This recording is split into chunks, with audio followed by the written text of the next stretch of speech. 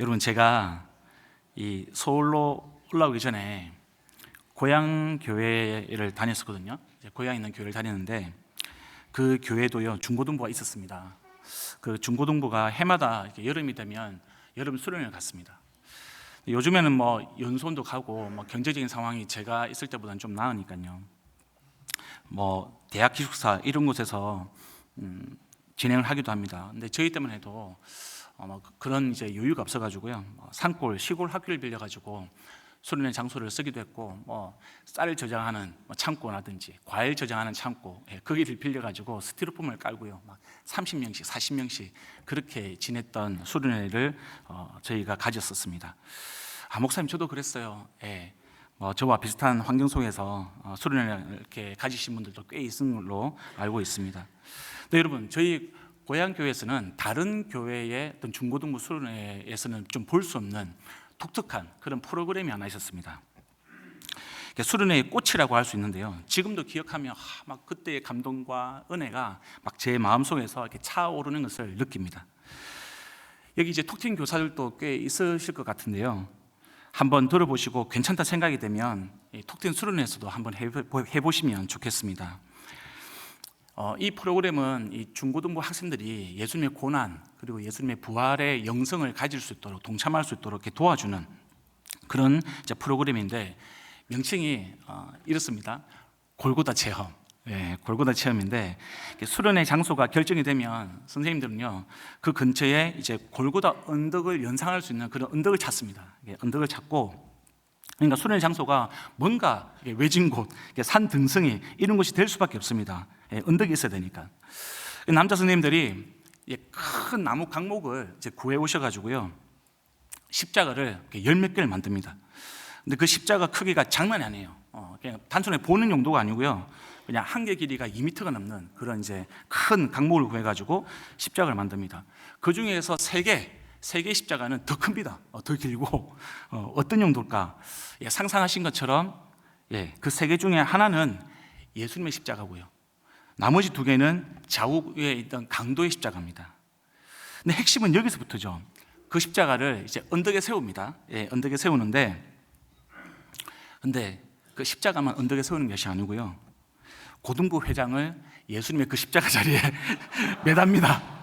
그리고 고등부 부회장, 그다음에 고등부 총무 양옆에 강도로 이렇게 매답니다. 근데 여러분 크게 걱정 안 해도 됩니다. 이렇게 못을 박아서 매다는 게 아니고 줄로 묶어가지고, 그리고 발은 이렇게 받침대를 해가지고요 이렇게 세워서 이제 매달았습니다. 근데 그렇게 뭐 쉽다고만은 할 수가 없는 게 2시간 정도를 그렇게 꼼짝없이 있어야 되거든요. 2시간 동안 매달려 있어야 됩니다. 그러니까 분장도 예수님처럼, 그 다음에 강도처럼 이렇게 하고 그 복장도 갖추어가지고 골고다 체험을 이제 하게 되는 거죠. 머리에도 가시까지는 아니지만 이렇게 좀 불편한 나뭇가지로 얼기설기 만든 그런 면류관을 쓰고 이제 매달려 있습니다. 그러면 이제 저 언덕 밑에 있던, 동산 밑에 있던 학생들이요 이제 조를 지어가지고 선생님을 따라서 자기의 십자가를 2m가 넘는 자기의 십자가를 이렇게 지고 예수님과 강도들이 있는 그곳까지 이제 올라오게 됩니다. 오르막이니까 여러분 힘들죠. 힘듭니다.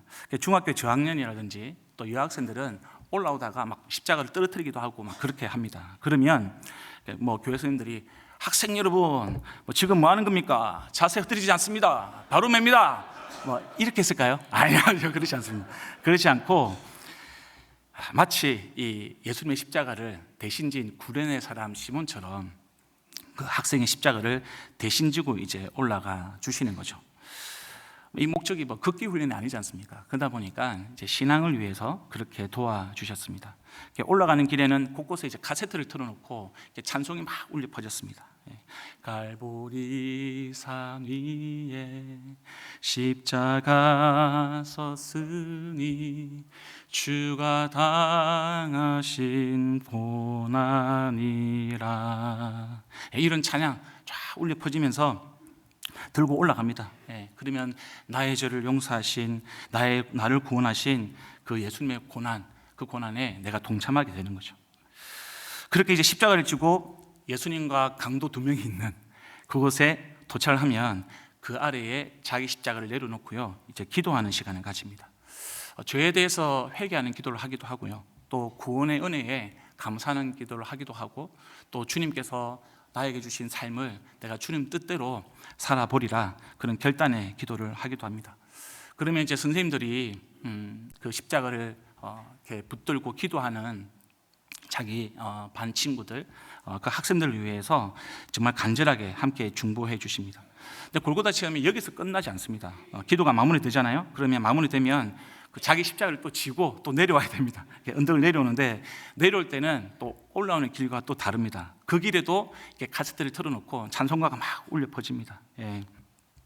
주 하나님, 막 이런 이제 찬양을 부르면서 이렇게 다시 내려옵니다. 십자가 고난의 체험이 다 끝나면요, 이제 선생님들이 이렇게 자기 반 학생들을 데리고 이제 가까운 개울가로 가거든요.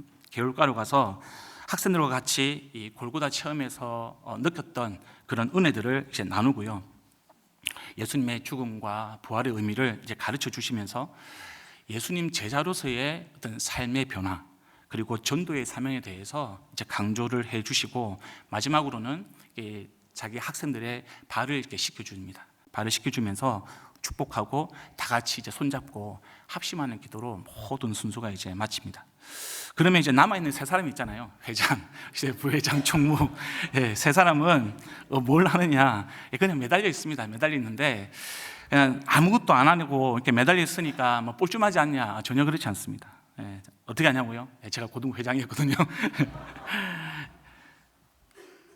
십자가에 매달리는 동안 예수님을 정말 많이 생각하게 됩니다. 십자가에 매달리기 전에 이제 물을 많이 마시거든요. 이렇게 더위가 있으니까. 그 한여름 그 땡볕에 2시간 동안 이제 매달려 있으면서 이제 갈증도 느끼는 거죠. 그러면서 땀은 이제 범벅이 됩니다. 얼굴과 몸이 더위에 익어갑니다. 목이 타들어갑니다.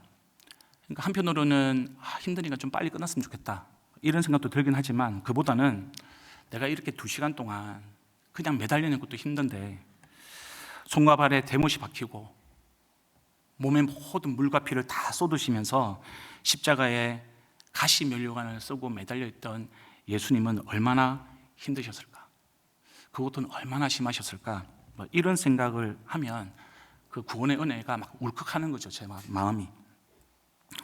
그리고 마치고 내려옵니다. 그러면 이제 선생님들과 친구들 다시 만나잖아요. 만나면 예수님의 부활의 기쁨이 남다르게 다가오는 거죠. 비록 짧은 시간이지만 예수님의 그 고난, 예수님의 죽음, 예수님의 부활에 참여할 때에 이제 경험하게 되는 특별한 이제 은혜가 있습니다. 물론 지금은 이제 그런 프로그램이 없을 것 같아요. 없지만 청소년 시기에 그렇게 예수님이 가신 길, 그것을 체험하는 것은 저와 제 친구들에게 큰 어떤 신앙적인 울림이 있었고요, 감동이 있었고 실질적인 훈련이 되었습니다. 저는 부모님으로부터 어떤 신앙적인 돌봄을 1도 못 받았습니다. 가정에서 신앙 교육을 전혀 못 받은 그런 믿음의 1세대였습니다. 그러다 보니까 저희 선생님들이 저에게 신앙적인 부모님이 되어 주셨습니다.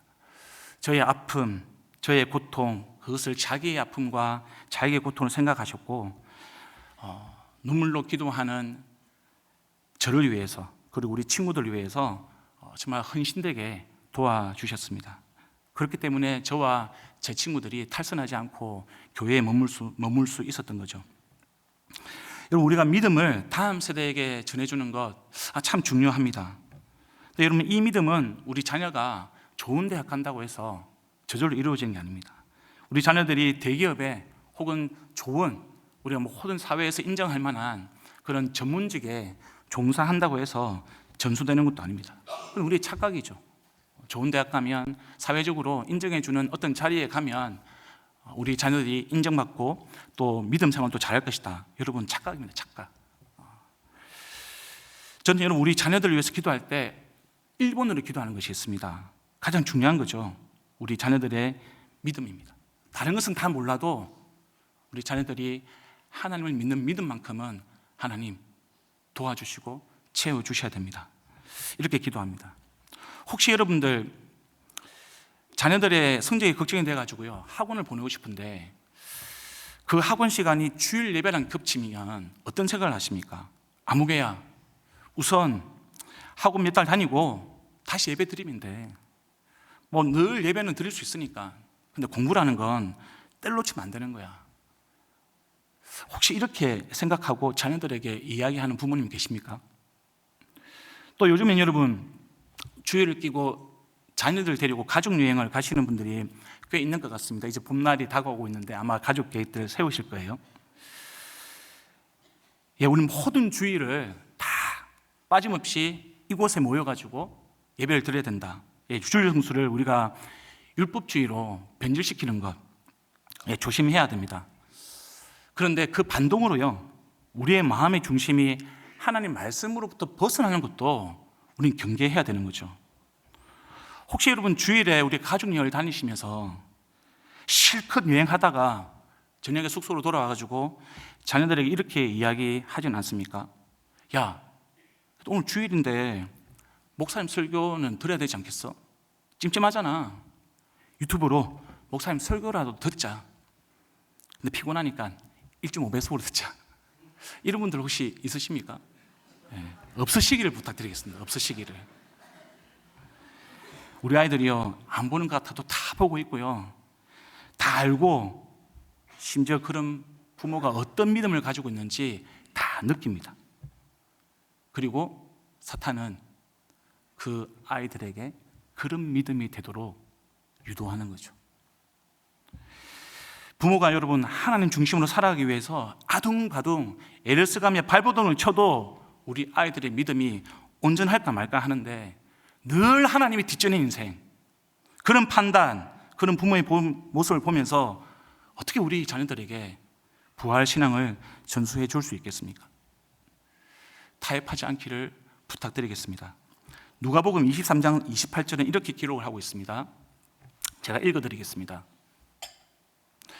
예수께서 여자들을 돌아보시고 말씀하셨다.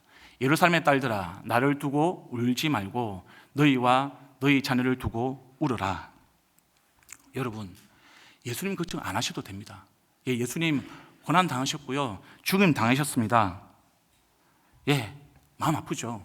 그 고난과 그 죽음에 동참해야 되는 건 맞습니다. 근데 여러분, 예수님은 죽음을 이기고 부활하십니다. 걱정하지 마세요. 문제는 이 땅을 살아가는 믿음이 없는, 혹은 믿음이 연약한 우리 자녀들이 문제입니다. 그리고 그런 자녀들을 믿음으로 양육하기 위해서 씨름하는 저와 여러분이 문제인 것이죠. 우리가 다니는 회사 가운데서 초고속으로 승진한다, 우리가 원하는 집을 얻고 멋지게 살아간다, 돈을 많이 벌고 경제적으로 풍족해진다, 나의 노를 위해서 좋은 연금 들어놓고 나중에 여행을 다니면서 좋은 시간을 보내겠다. 여러분, 이렇게 산다고 해서 주님께서 우리에게 주신 믿음이 쑥 자라는 게 아니고요, 우리의 믿음이 자동적으로 우리 자녀들에게 전수되는 것도 아닙니다. 대부분 우리들에게 필요한 것들입니다. 집도 필요하고요, 우리 여행도 다녀야 되고요, 우리에게 삶에 필요한 것들이 있어야 됩니다. 근데 여러분, 잠시라는 거죠. 이 세상을 살아갈 때 잠시 필요한 것들입니다. 저와 여러분은 누구나 죽습니다. 죽음의 순간을 맞이할 때가 옵니다. 그럴 때에 우리가 우리 손에 쥐고 있다고 생각했던 그것들을 우리는 천국에 가져갈 수가 없는 거죠. 그것을 우리는 항상 염두에 둬야 합니다. 항상. 영원한 것이 아니기 때문에, 우리의 믿음과는 크게 상관이 있기 때문에 너무 그것에 우리가 모든 것을 올인하지 않아야 되는 거죠. 하나님의 관심이 무엇입니까? 저와 여러분이 무엇을 하든지 간에, 어떤 것을 하든지 간에 믿음으로 살아가는 것, 그것을 주님께서 원하십니다. 그런데 어떤 믿음일까요? 하나님의 존재가 있는 것, 그 사실을 믿는 것? 아니요, 부활의 믿음입니다. 이 부활신앙이라는 것은 단순한 믿음이 아니고요, 예수님의 고난, 죽음, 부활이 나의 믿음, 나의 삶, 나의 능력이 되는 것, 그것이 부활신앙입니다. 어느 자리에 있든지 우리가 믿음으로 살아갈 때 우리가 선 곳이 하나님 나라로 회복되는 것, 내가 있는 그곳 가운데 하나님 나라를 회복시켜 가는 삶, 그것이 바로 부활의 믿음인 것이죠. 오늘 본문에서도 여러분 예수님이 이것을 지금 말씀해 주고 계시는 겁니다. 부활이라는 것 기독교의 핵심입니다. 그리스도인의 신앙의 핵심이고요, 우리 교회 공동체의 핵심입니다. 부활이 없다면 사도 바울이 우리의 믿음이 모든 것이 헛되다고 이야기했습니다. 맞습니다. 예수님의 부활이 없다면 우리가 이곳에 모여가지고 예배드리는 의미도 없는 것이죠. 그래서 여러분 오늘 본문에서요, 주님은 자기 백성들이, 자기 제자들이 부활의 진리에 대해서 첫 번째로 의심의 파도를 믿음으로 넘어서기를 바라고 그걸 원하고 계신다는 것, 그걸 이야기해 주고 있습니다. 본문을 보니까 여러분 문제가 있습니다. 어떤 문제냐? 제자들 중에 예수님의 부활을 의심하는 그런 제자들이 있었던 겁니다. 종종 성경을 읽다 보면 너무 적나라하게 이렇게 연약한 부분을 보여주니까 좀 당황할 때가 있는데, 오늘도 그런 내용이 나옵니다. 제자들의 연약함, 의심하는 모습이 고스란히 드러납니다. 혹시 여러분 이 자리에 부활이 안 믿기는 사람이 있습니까? 그런 분은 혹시 계실까요? 당시에도 예수님의 제자들은요, 예수님이 부활하신 모습을 두 눈으로 직접 봤습니다. 그것도 한 번 본 게 아니고 여러 번 봤습니다. 예수님이 부활하시고 난 이후에 이 땅에서 지낸 날이 40일입니다. 40일. 40일 동안 봤다고요, 제자들이. 그런데도 의심하는 제자들이 있었다는 겁니다. 이렇게 눈으로 본 부활도 의심하는 현상, 우리 인생 가운데 일어날 수 있습니다. 그래서 여러분 이 의심 자체, 그것은 이상한 게 아니죠. 심각한 죄도 아니고요, 실패도 아닙니다. 그런데 여러분, 안 믿긴다고 해서, 그게 자연스럽다고 해서 부활이 없어, 부활을 부정하는 것과는 전혀 별개의 문제죠. 우리 마음에 의문이 생기고 의심이 생기는 그 감정 자체는요, 이해할 수 있습니다. 그런데 그것 때문에 부활에 동의가 안 된다, 그리고 그것을 내가 인정한다, 그건 전혀 다른 문제라니까요. 그런 의미에서 우리 신앙생활은요, 믿음의 싸움입니다. 믿음의 싸움, 영적 전투라는 거죠. 왜? 사단이 개입하기 때문에. 사단이 공격하고요, 시험합니다. 언제나 의심을 하게 만드는 것, 아담과 하와가 그랬잖아요. 언제나 의심하게 만드는 존재, 그 존재가 바로 사탄입니다. 하나님과 우리와의 관계를 이간질시키고 하나님을 자꾸 의심하게 만들고, 그것이 바로 사단입니다. 이런 하나님에 대해서 의심이 들 때 저와 여러분은 뭐라고 생각해야 되느냐? 경각심을 가져야 되는 거죠.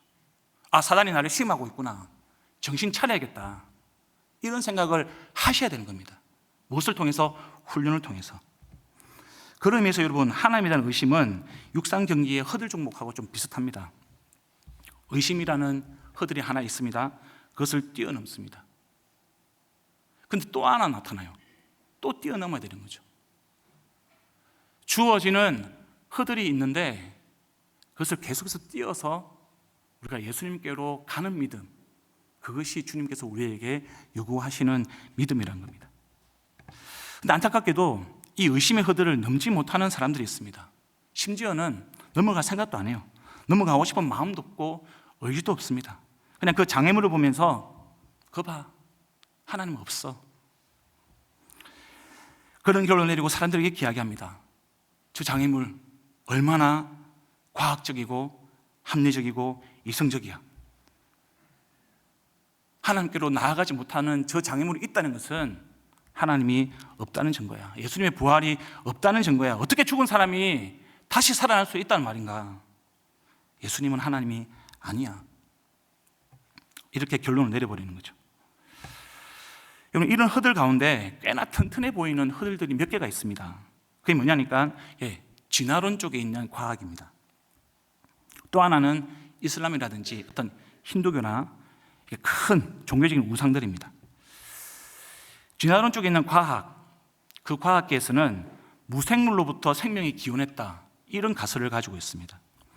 특정한 환경이 되면 무기물이 유기물로 변화된다고 봅니다. 합성된다고 보는 거죠. 그리고 이 유기물이 좀 더 복잡한 유기물이 되고요, 어느 순간인가 저절로 우연하게 생명체가 되었다라는 그런 가설이 바로 이 진화론 쪽에 있는 가설입니다. 우리 사람의 조상이 뭐죠? 무생물입니다. 무기질. 심지어 그 무기질이 어디서 왔는지 증명하지 못합니다. 또 하나의 중요한 가설이 뭐냐면 모든 생물은 공통조상에게서 유래했다는 거죠. 진화 과정에서 하나의 종이 또 다른 종으로 변화했다는 거죠. 그게 이제 반복이 됩니다. 여러분 어떻게 생각하십니까? 창조과학자들은 이걸 새빨간 거짓말이다 이렇게 비난하죠. 근데 그 과학자들 입장에서는 자신들의 주장이 진실이라고 생각합니다. 그래서 여러분 좀 더 객관적으로 표현해 보면 결국 이것은 믿음의 문제라는 거죠. 여러분, 저절로 무기물이 존재하는 것, 그 다음에 이 저절로 존재하는 무기물이 어떤 환경이 되어가지고 우연하게 유기물이 되는 것, 그 유기물이 생명으로 바뀌는 것, 이걸 본 사람이 있을까요? 그런 과학자 혹시 보셨습니까? 최초의 생물이 있습니다.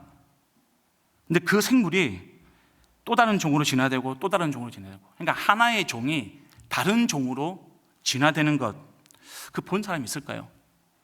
여러분 진화론을 조금만 더 공부를 해보시면 제가 말씀드리는 게 어떤 의미인지 아실 겁니다. 없습니다. 없습니다. 그럼 이것이 무엇이냐? 가설인 거죠. 가설. 그러니까 그런 가설을 믿는 사람들이 존재하는 겁니다. 과학자들이죠. 결국 이것은 여러분 믿음의 문제입니다. 신은 없다, 하나님이 없다고 주장하는 그런 사람들은요, 객관적인 사실이 아니라 자신의 가설, 그런 가설을 그렇게 믿으려는 사람들인 거죠. 그리고 이 사람들은 자신의 믿음에 따라서 신이 있다 없다를 판단합니다. 그렇기 때문에 어떤 면에서는 결국 인간이 신의 자리에 앉는 거죠. 아니, 신보다 더 뛰어난 존재가 인간이라는 것을 드러내고 싶은 거죠.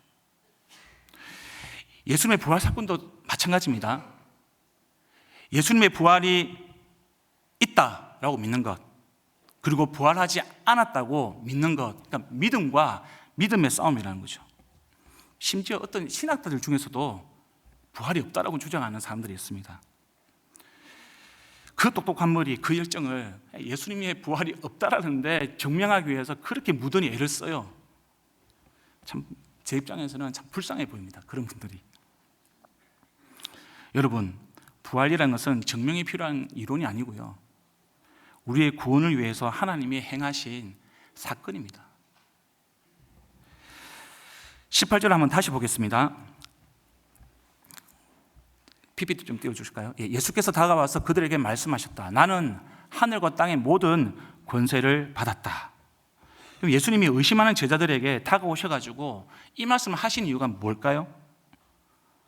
말씀드린 것처럼 부활 사건이라는 게 증명해야 되는 과학적인 그런 이론이 아니라는 겁니다. 그것이 아니라 당신에 대한 믿음이 필요하기 때문입니다.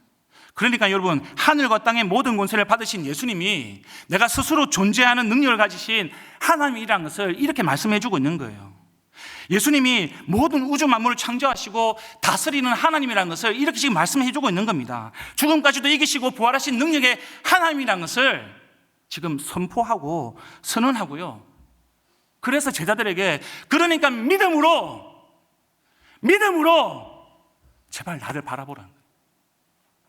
지금 그 말씀을 하고 계시는 겁니다. 예수님의 부활에 대해서, 아니 하나님의 모든 말씀에 대해서 의문 가질 수 있습니다. 괜찮습니다. 그런데 여러분, 저와 여러분이 사탄이 주는 그런 가짜 믿음으로 의심의 구렁텅이에 빠져가지고 우리가 헤매지 않기를 부탁드리겠습니다. 그것이 아니라 우리를 도와주시는 성령님께 의지하고 또 의지하고요, 장애물이 있으면 성령님을 의해서 또 넘고, 또 장애물이 나타나면 그때 또다시 성령님을 의지해서 그 장애물을 뛰어넘어서 부활 신앙으로 무장되는 저와 여러분 되기를 우리 주님의 이름으로 축복드립니다. 여러분, 두 번째로 예수님의 이 부활 신앙은 의심의 안개를 걷어내는 것만으로는 충분하지 않다. 그건 뭐냐? 영혼 구원하여 제자 삼는 인생으로 변화되어야 된다는 거예요. 그게 부활 신앙이라는 겁니다. 19절과요 20절 상반절 우리 함께 읽어보도록 하겠습니다. 시작. 그러므로 너희는 가서 모든 민족을 제자로 삼아 아버지와 아들과 성령의 이름으로 세례를 주고 내가 너희에게 명령한 모든 것을 그들에게 가르쳐 지키게 하여라. 우리가 너무나 잘 아는 대위 명령입니다. 근데 여러분, 이 명령을 하시기 전에 예수님은 나는 하늘과 땅의 모든 권세를 받았다라고 선포하신 것을 우리가 봤습니다. 말씀드린 것처럼 이 선언은요, 제자들에게 내가 하나님이다, 그러니까 나를 믿어라, 이렇게 믿음을 도전한 면도 있지만 또 한편으로는 그 믿음이 어디를 향해야 되는지를 말씀해 주고 있는 것이죠. 주님이 당신의 모든 능력과 모든 권세를 어떤 일에 사용하기 원하시는지 지금 말씀해 주고 있는 겁니다. 그 목적을 제자들에게 제시해 주고 있는 것이죠. 대위임령을 통해서. 사도 바울은 그의 서신서에서요, 하나님의 선한 일, 주님의 일이라고 이것을 그렇게 표현했습니다. 에베소서 2장 10절 말씀인데요, 한번 같이 읽겠습니다. 우리는 하나님의 작품입니다. 선한 일을 하게 하시려고 하나님께서 그리스도 예수 안에서 우리를 만드셨습니다. 하나님께서 이렇게 미리 준비하신 것은 우리가 선한 일을 하며 살아가게 하시려는 것입니다. 고린도전서 15장 57절 58절 함께 읽겠습니다. 그러나 우리 주 예수 그리스도를 통하여 우리에게 부활의 승리를 주시는 하나님께 우리는 감사를 드립니다. 그러므로 나의 사랑하는 형제 자매 여러분, 굳게 서서 흔들리지 말고 주님의 일을 더욱 많이 하십시오. 여러분이 아는 대로 여러분의 소구가 주님 안에서 헛되지 않습니다. 예, 여러분, 성경에는 이런 하나님의 선한 일, 주님의 일이 여러 번 나옵니다. 많이 나옵니다. 우리 중창단에서 우리 방금 찬양하는 거 보니까 가사 가운데 이런 가사에 대해 모든 것을 드리리, 모든 것을 드리리. 예, 그 선한 모든 것을 위해서 주님께서는 저와 여러분에게 부활의 능력을 주시는 거죠. 근데 오늘 보면서 예수님은 그 선한 일이 무엇인지 말씀해 주고 있습니다. 뭡니까 여러분? 예, 가서 모든 민족을 제자로 삼으라는 겁니다. 그리고 세례를 주고 주님이 명령하신 모든 것을 가르쳐서 지키게 하라. 주님은 이 지상명령을 너희에게 주셨습니다. 이게 공동체죠. 예수님의 제자 공동체입니다. 그리고 그 제자들이 세운 교회 공동체죠. 그리고 그것이 역사가 흐른 다음에 지금 우리가 모이는 목장이 바로 너희입니다. 너희. 주님이 지금 제자들에게 주시는 말씀이 곧 교회와 저와 여러분과 우리 목장 식구들에게 주시는 말씀이시죠. 그러면 주님께서 명령하신 모든 것은 무엇이냐? 많이 있지만 오늘은 특별히 세 가지만 기억해 보겠습니다. 여러분, 마태복음 22장과 또 마태복음 20장과 마태복음 6장 말씀인데요, 잘 알 말씀인데 좀 기억하자는 의미에서 함께 나누도록 하겠습니다. 첫 번째, 마태복음 22장 37절 39절 말씀입니다. 함께 있습니다. 예수께서 그에게 말씀하셨다. 내 마음을 다하고 내 목숨을 다하고 내 뜻을 다하여 주 너의 하나님을 사랑하여라 하였으니 이것이 가장 중요하고 어떤가는 계명이다. 둘째 계명도 이와 같은데 내 이웃을 내 몸과 같이 사랑하여라 한 것이다. 주님이 말씀하셨습니다. 하나님을 사랑하고 이웃을 사랑하는 것 기억해 주십시오. 두 번째입니다. 마태복음 20장 25절부터 27절 말씀입니다. 있습니다. 예수께서는 그들을 곁에 불러놓고 말씀하셨다. 너희가 아는 대로 이방 민족들의 통치자들은 백성을 마구 내리누르고 고관들은 백성에게 세도를 부린다. 그러나 너희끼리는 그렇게 해서는 안 된다. 너희 가운데서 위대하게 되고자 하는 사람은 누구든지 너희를 섬기는 사람이 되어야 하고 너희 가운데서 어뜸이 되고자 하는 사람은 너희의 종이 되어야 한다. 여기서 가르친 뭐죠? 섬김, 종이 되는. 잘 기억해 주십시오. 마지막입니다. 마태복음 6장 말씀인데요, 31절부터 33절 말씀입니다. 있습니다. 그러므로 우리는 무엇을 먹을까, 무엇을 마실까, 무엇을 입을까 하고 걱정하지 말아라. 이 모든 것은 모두 이방 사람들이 구하는 것이요 너희의 하늘 아버지께서는 이 모든 것이 너희에게 필요하다는 것을 아신다. 너희는 먼저 하나님의 나라와 하나님의 의를 구하여라. 그리하면 이 모든 것을 너희에게 더하여 주실 것이다. 예, 우리에게 필요한 것이 있습니다. 먹을 것이 필요하고 마실 것이 필요하고 입을 것이 필요합니다. 그런데 예수님이 뭐라고 말씀하시죠? 하나님의 의와 하나님의 나라를 먼저 구하라 말씀하셨습니다. 이것이 예수님께서 너희 제자 무리에게, 교회에게, 저와 여러분에게 말씀해 주시는 겁니다. 우리는 이것을 모든 민족에 가서 전하고 그리고 그들에게 가르쳐서 지키게 하는 것, 그것이 주님께서 지금 부활의 신앙이 무엇인지를 말씀해 주시면서 우리에게 부활의 능력으로 채우라는 거죠. 제가 여러분 어제 아프리카 미래재단이라는 선교단체 예배에 다녀왔습니다. 그러니까 새 이사장과 새 대표의 취임을 감사하는 예배였습니다. 그러니까 이 단체의 전임 대표가 이 박상은 장로님이라는 분이신데요. 이 분당 샘물교회 장로님이셨어요. 이 장로님은 안양 샘병원의 미션 원장님이셨습니다. 그러니까 전체 원장님으로 계시다가 이제 보직을 바꿔서 미션 원장님으로 계셨는데 몇 달 전에 베트남으로 의료 봉사를 가셨습니다. 그러다가 불의의 사고로 소천하셨습니다. 살아생전에 이 장로님은요, 이 누가에도 섬기시고 많은 이제 선교단체에서 아프리카 또 북한 세계 오지를 다니면서 참 많은 영혼들 섬겼습니다. 제가 그 사진 중에 하나 보여드리겠습니다. 장로님하고 제가 이제 북한을 방문했을 때 사진인데요. 이게 뭐냐면 북한에는 여러분 이게 의료시설이 낙후하다 보니까 저희야 뭐 이제 동네에 있는 병원을 통해 가지고 투석을 받기도 하죠. 큰 병원 안 가도 됩니다, 저희들은. 그런데 여기는 대학병원에서도 투석기가 잘 없어가지고 그나마 있는 투석기도 고장이 나가지고요.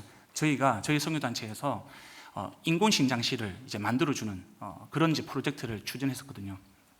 그때 이 장로님이 함께 해주셨습니다. 저 장면은 뭐냐면 투석실을 설치를 하고 환자를 처음 이제 투석 치료하는 그런 장면입니다. 이 장례식에 장례 예배를 드리는데 이 장로님의 아들이 있었습니다. 박지현 형제라는 이제 형제인데요. 아버지를 이렇게 추도를 했습니다. 아버지의 미션 원장이라는 직함을 생각해 봤습니다.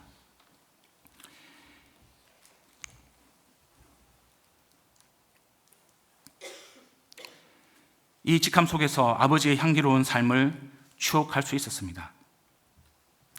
아버지는 삶의 다양한 영역에서 미션 원장이셨습니다. 하나님의 미션을 위해 부름받으셔서 가족들을 비롯해 많은 사람들을 하나님 뜻 아래 하나 되도록 모으곤 하셨습니다. 본인 스스로 모범을 보이셔서 온 힘을 미션을 위해 쏟기를 매일 아침 다짐하셨습니다. 아버지께서는 낮은 자리에 있는 이들, 소외된 자들에게 예수님의 사랑을 실천하셨습니다. 아버지의 편안한 안식을 위해 기도해 주시고 아버지의 사역을 이어가 주시기를 부탁드립니다. 성도 여러분, 이 박상 장로님이 남들이 알아주는 의사이기 때문에, 경제적으로 여유롭기 때문에, 혹은 자기 명예를 위해서 선교를 하셨을까요? 아닙니다.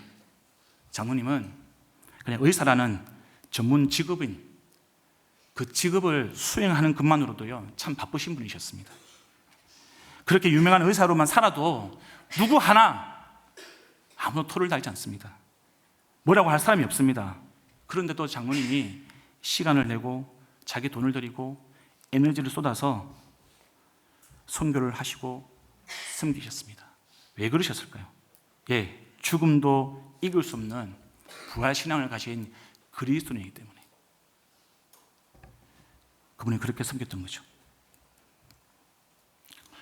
부활하는 자들에게 맡겨진 사명, 영혼 구원에서 제자 삼는 그 선한 일, 주님이 가르쳐 주신 그 모든 것으로 그 영혼들에게 가르쳐서 지키게 하는 그 선한 일, 그 선한 일을 예수님이 주신 부활의 믿음으로 자신의 삶을 들었던 겁니다. 감당했던 겁니다. 어제 이제 새로운 대표가 선임이 됐는데요. 이 박사은 장로의 후임으로 우리 교회에 홍순철 목자님이 대표가 되셨습니다. 그러니까 어제 예배를 드리면서 이 홍 목자님이 이 박사은 장로님의 뒤를 이어서 이 죽음을 이기는 이 부활의 능력으로 주님이 맡겨주신 이 선한 일을 감당하게 해달라고 기도하고 또 기도했습니다. 여러분들도 기억하고 기도해 주시기를 부탁드립니다. 여러분, 이런 주님의 선한 일, 이런 주님의 기뻐하신 일은 우리 박상은 장로님이나 혹은 홍순철 목자님만 감당하시는 걸까요? 아닙니다. 저와 여러분도 똑같이 주님께서 너희 라고 하는 제자요, 교회요, 성도입니다. 여러분, 물질이 많고 적고 시간이 많고 적고 전혀 문제가 되지 않습니다. 주님은 저와 여러분이 영혼 구원에서 제자 삼는 그 일, 그 선한 일에 부활의 능력으로 참여하기를 부탁을 하고 명령을 하고 계십니다. 저와 여러분의 그 부활의 신앙으로 우리 삶이 변화되기를, 매일매일의 삶이 그 삶으로 변화되기를 우리 주님의 이름으로 축원드립니다.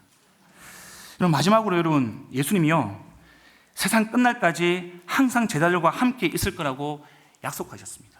그러니까 부활신앙이라는 게 뭐냐, 부활의 능력이 무엇이냐, 예수님이 나와 함께 하신다는 그것을 믿는 믿음, 그리고 예수님과 동행하는 그 믿음, 그 삶, 그것이 바로 부활신앙입니다. 부활의 능력입니다. 근데 주님이 왜 이런 약속을 하셨을까? 그것은 임마누엘의 은혜, 그 은혜가 아니고는 우리가 부활의 능력을 행할 수도 없고 부활신앙의 삶을 살아갈 수가 없기 때문에 그렇습니다. 부활의 능력으로 살아간다는 것, 이것은 우리 자신의 힘으로 할 수 없습니다. 허들을 우리가 혼자서 뛰어넘을 수 없다니까요. 거친 파도 몰려올 때에 우리는 우리의 힘으로, 우리의 지식과 우리가 가진 돈과 우리가 가지고 있는 어떤 것을 할지라도 그것을 뛰어넘을 힘이 없는 것이 바로 저와 여러분의 모습입니다. 이런 저와 여러분을 우리 부활하신 예수님은 너무나 잘 알고 계셨습니다. 그래서 여러분, 매 순간 예수님이 우리와 항상 함께 하시겠다고 약속해주고 계시는 겁니다. 그리고 그 약속은 지금도 이 공간에서, 이 예배당에서 저와 여러분과 함께 계시는 성령님을 통해서 신실하게 지켜지고 있습니다. 비록 세상이 보기에는 우리의 능력이 좀 부족해 보일 수 있습니다. 비록 세상이 보기에는 우리가 돈을 좀 잘 못 벌고 자랑할 만한 직장이 아닐 수 있습니다. 그러할지라도 여러분, 그것이 우리의 부활신앙을 막을 수 없다니까요. 왜냐하면 우리의 모습이 어떠하든지, 우리의 상황이 어떠하든지 주님은 우리와 항상 함께 하시기 때문에 그렇습니다. 그것이 주님의 마음이고, 그것이 주님이 우리에게 가르쳐 주시는 부활의 능력과 신앙입니다. 성령님께 나아가면 됩니다, 여러분. 성령님이 도와주십니다. 언제까지요? 주님 다시 오실 때까지. 언제까지요? 주님 다시 오실 때까지. 항상 함께 하십니다. 요한복음 14장 26절 말씀 우리 함께 있습니다. 시작. 보혜사 곧 아버지께서 내 이름으로 보이실 성령, 그가 너희에게 모든 것을 가르치고 내가 너희에게 말한 모든 것을 생각나게 하시리라. 성령님이 가르치게 하시고요, 생각나게 하시고요, 그 삶을 살아가도록 도와주십니다. 우리가 주님께서 우리에게 부탁하신 이 대위임령, 이것을 감당하는 방법은 우리가 매일매일 스님께 도와달라고 의지하는 겁니다. 그분께 나아가서 나의 인약함을 주님께 맡겨드리고요, 그분께서 공급해 주시는 힘으로 다시 일어서는 겁니다. 이 진리를 믿으시길 바랍니다. 성령님께서 지금 이곳에 우리와 함께 계신다는 이 진리를 믿으시길 바랍니다. 우리가 예배를 마치고 돌아갑니다. 우리는 삶의 현장으로 돌아갈 겁니다. 가정에서, 직장에서, 학교에서, 우리가 서 있는 모든 곳에서 우리 주님은 항상 우리와 함께 하십니다. 죽음을 이기신 부활의 능력, 그 부활의 능력으로 주님께서 주님이 맡겨주신 사명을 감당할 수 있도록 도와주시고 인도해 주십니다. 우리가 느끼지 못할 때에도 주님은 우리와 함께 계십니다. 그래서 여러분, 우리의 감정, 이성, 의지를 다 사용해서 항상 함께 하시는 성령님의 은혜를 누리고 경험하는 것이 너무나 중요합니다. 임마누엘 하나님, 그 하나님이 저와 여러분을 반드시 변화시킵니다.